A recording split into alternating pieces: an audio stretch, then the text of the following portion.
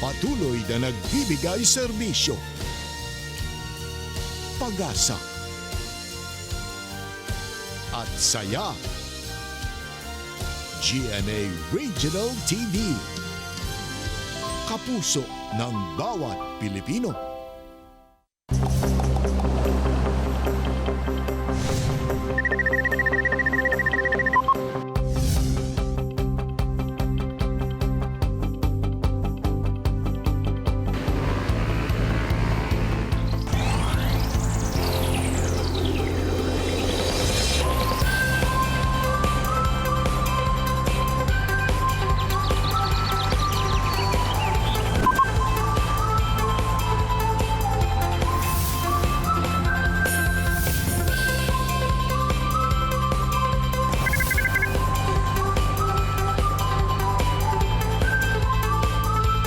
Kini ang At Home with GMA Regional TV. Maayong buntag mga kapuso all over Mindanao. Atong kamustahon atong mga kapuso sa Alabel ug Maasim sa Sarangani Province. Say may buntag. Mayong buntag sab Jill, ato sab kumustahon ang atong mga kapuso sa Mambahaw ug Sagay sa Camiguin Province.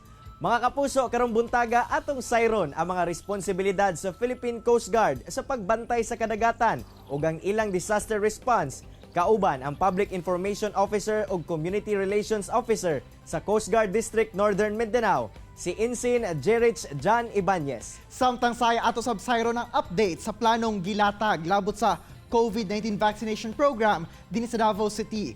Kauban si Davao City Health COVID-19 Focal Person, Dr. Ashley Lopez.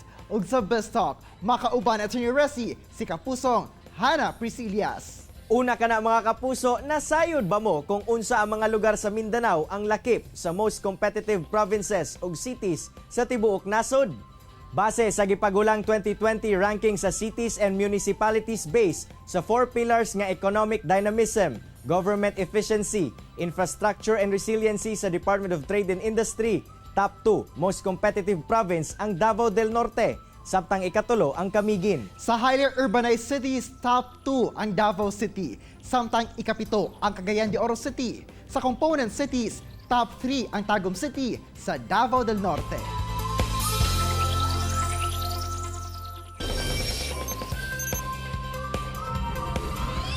Mga kapuso, atong sayron ang gilatag nga plano sa LGU Davao alang sa nakatakdang COVID-19 vaccination program. Kauban si Davao City Health COVID-19 Focal Person, Dr. Ashley Lopez. Dr. Ashley, may buntag ug dayon sa At Home with GMA Regional TV. Kamusta, Doc? Hello everyone. Mayong buntag sa tanan tagpaminaw, labi na sa atong mga kapuso diha all over Mindanao. Doc, unang-una sa isgutan ng vaccination program, unsa na bang update sa pag-purchase og bakuna sa LGU Davao City? Igun man ang supply nga gikan sa national government.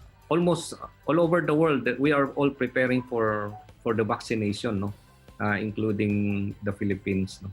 Although wala pa tay acquisition sa vaccine, but I think we are being isa sa pinakadaghang kaso sa tibuok Pilipinas.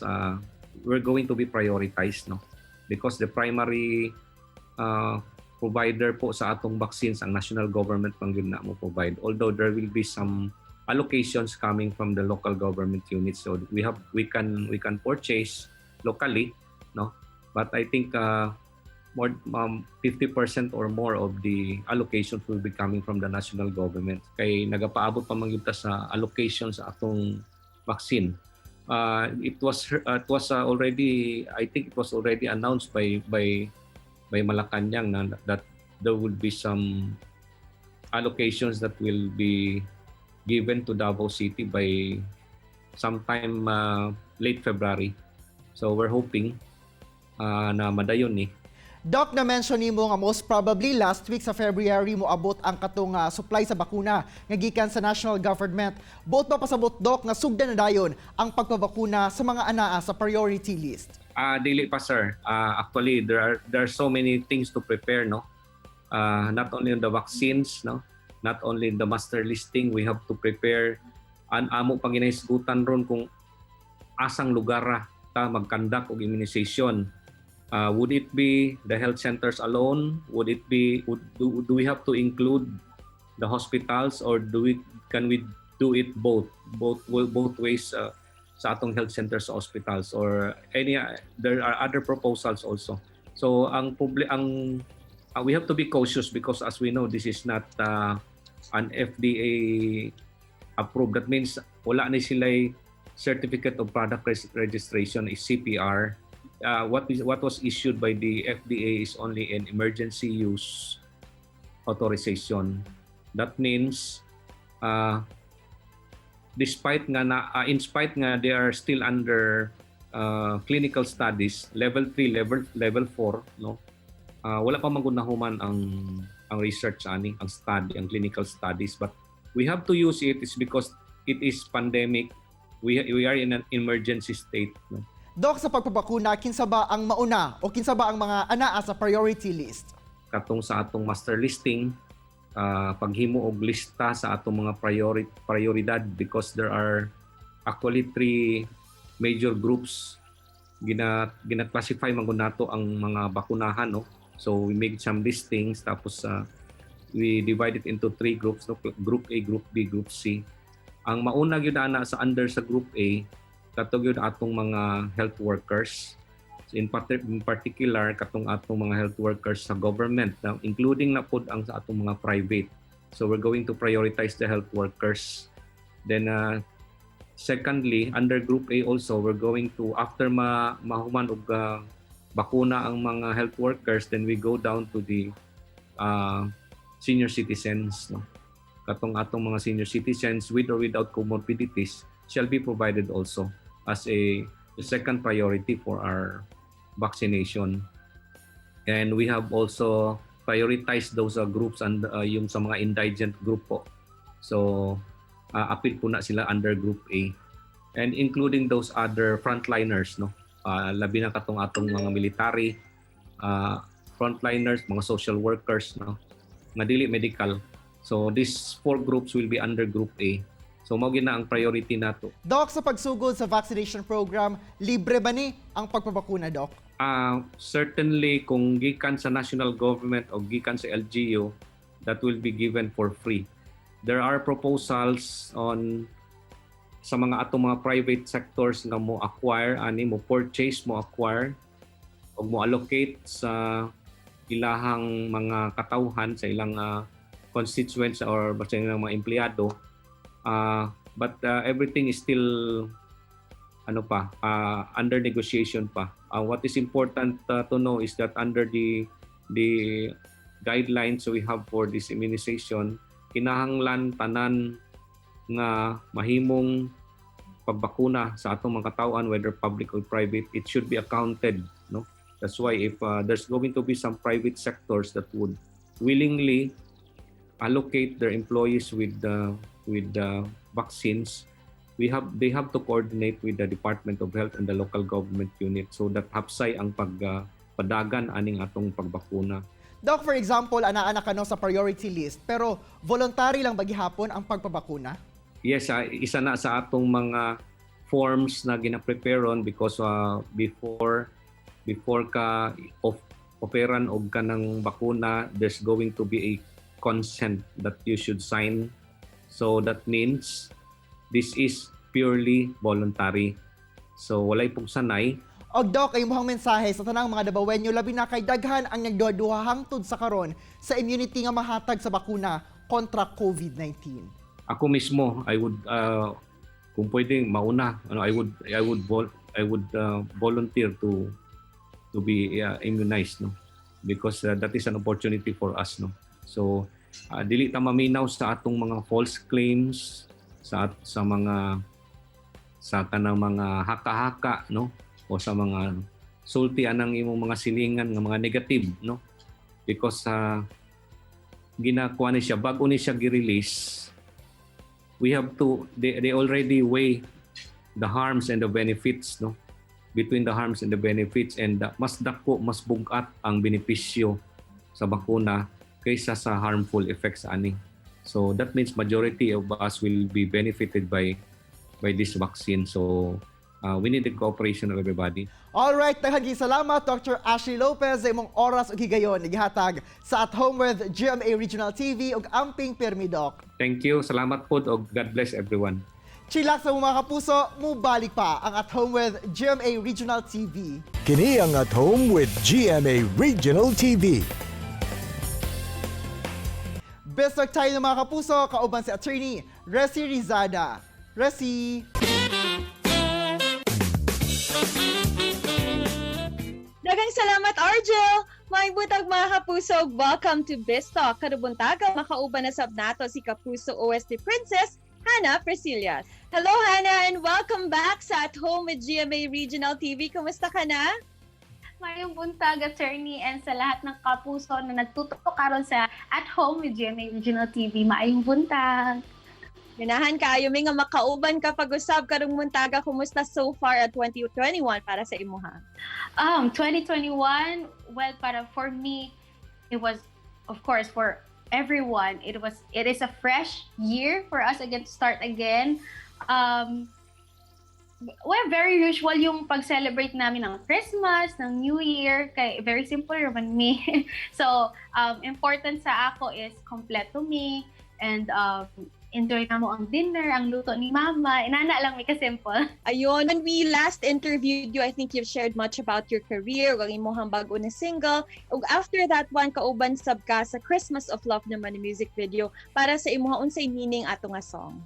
Christmas of Love. Well, for me kasi ang love is kumaga very malawak ba ang meaning. It's not just about for your family, for your friends. Very meaningful yung song na yon and yung paggawa ng music video. Kay last year 2020, it was a very challenging year for everyone. So despite sa tanan nga sadness and lahat ng mga na-depressed and malungkot, nakapagbigay kami ng song na pag napakinggan nila is matutuwa sila, gagaan yung loob nila na the spirit of Christmas is really love. And reflecting back sa nahitabo sa 2020, what do you think ang imuhang na-learn from all that experience that would help you carry on and move forward for this year naman? Last year kasi, I realized na I was stronger than I thought I was, na may times na I feel depressed and down na down, kumaga. Down na down ako and I never thought na makaka-get over ko sa tanan nga na-experience na ako nga. I thought na wala ni mahitabo ba sa life. And I kept on praying na give me enlightenment and yun ang tingin ko for this year, 2021, na I will keep on praying for enlightenment and I will never lose hope. At dahil na-miss namin ang bosses mo dito sa Mindanao, pwede bang may challenge kami para mas maging fun naman this morning? Na ako iingon ng mga situations that imuhang i-share unsa imuhang song for this particular case or situation. Ready ka namin sana? I think so.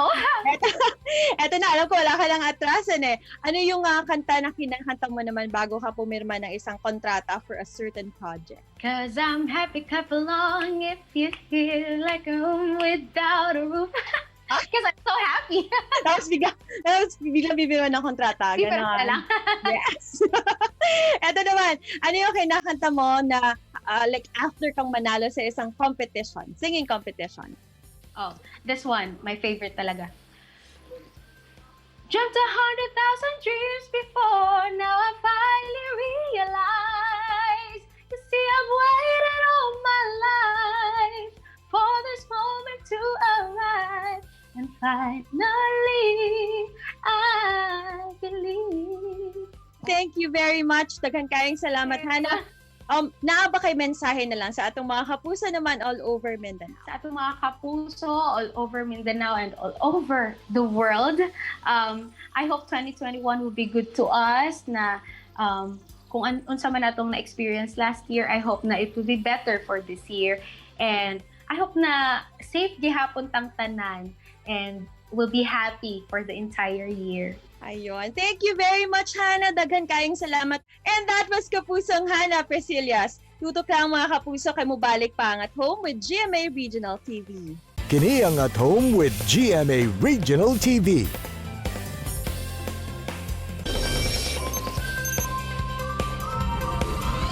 Mga kapuso, karong buntaga atong sayron ang mga tahas sa Philippine Coast Guard sa pagbantay sa seguridad sa kadagatan. Kauban ang Information Officer sa Philippine Coast Guard Northern Mindanao nga si Ensign Jerich Ibanez. Sir Jerich, magandang umaga at welcome po sa At Home with GMA Regional TV. Kamusta po, sir? Sir Cyril, magandang umaga rin po. Once again, papakilala lang po ako. My name is Ensign Jerich Ibanez, Philippine Coast Guard, the Public Information Officer of Coast Guard District Northern Mindanao. And we're very happy and thankful that you invited us for your show for this morning. Magandang umaga at mayong buntag sa tanan. Sir, ilang taon na po kayo sa serbisyo at bakit niyo po napili na maging isang miyembro ng Philippine Coast Guard? First and foremost, I've been in the service for almost 7 years now. Dito po sa Coast Guard District Northern Mindanao, 3 taon na po ako dito.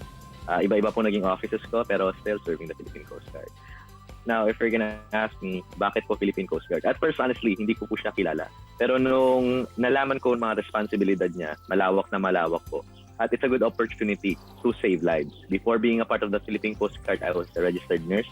So, nasa dugo ko na talaga ang subukang makasave ng mga life ng mga tao. At andito ngayon, masaya po ako na pinapatuloy ko ang aking trabaho at mas malawak na po ang aking pwedeng magawa para makasave ng buhay. Sir, bilang isang nurse, ano po ang nag-inspire sa inyo na piliin na maging isang personnel ng Philippine Coast Guard? Well, it's actually a calling, sir.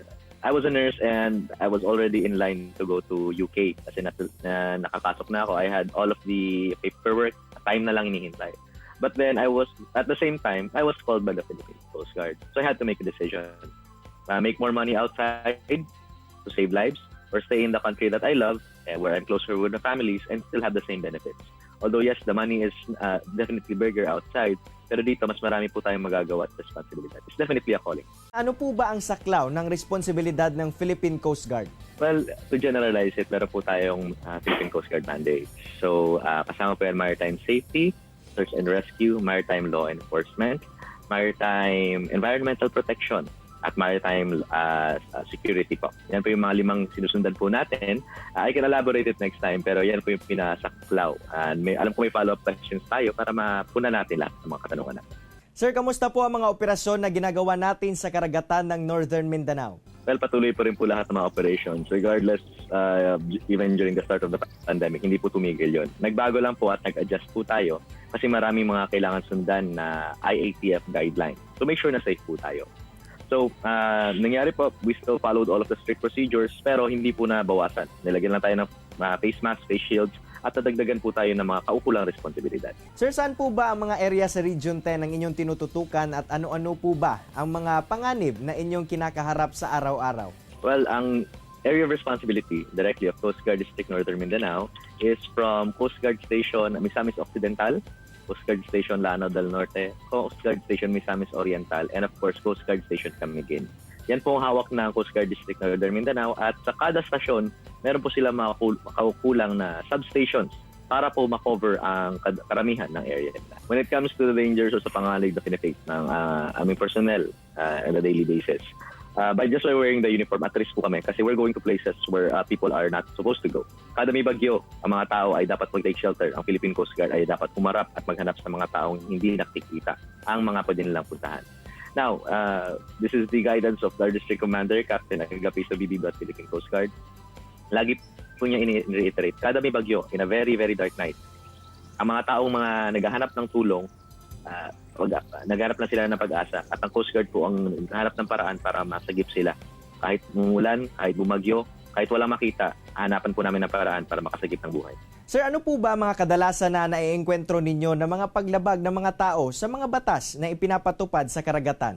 Usually po pag nasa karagatan tayo, may mga tinitignan po tayo mga items nila. It's part of the inspection na ginagawa natin. May mga times yung mga illegal po silang pinapasok or misdeclared items. So part po yan ng mga inspections. Pag nahuli po namin, we can detain it.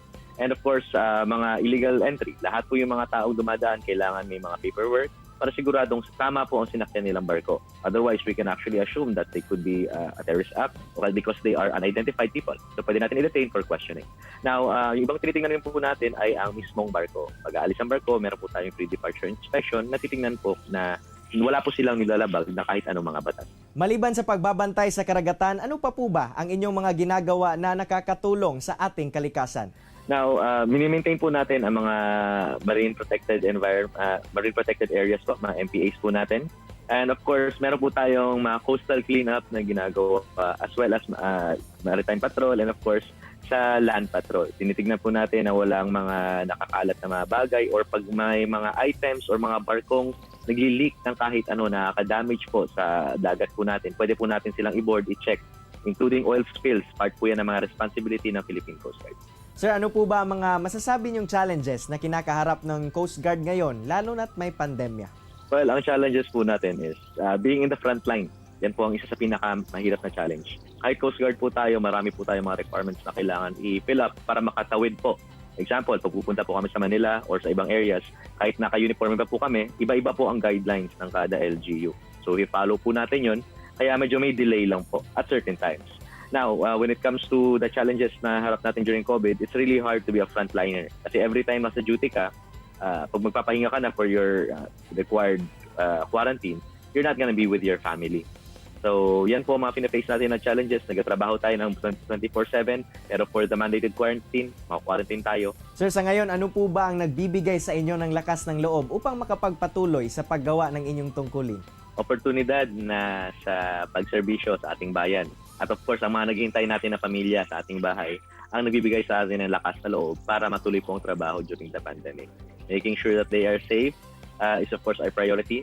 Looking forward po na matapos na natin tong pandemya na to para lahat tayo ay maghawak-hawak kamay at hindi lang puro fist bump kasi nga COVID. Maraming salamat, Ensign Ibanez, at ingat po kayo parati, sir. Maraming salamat rin po.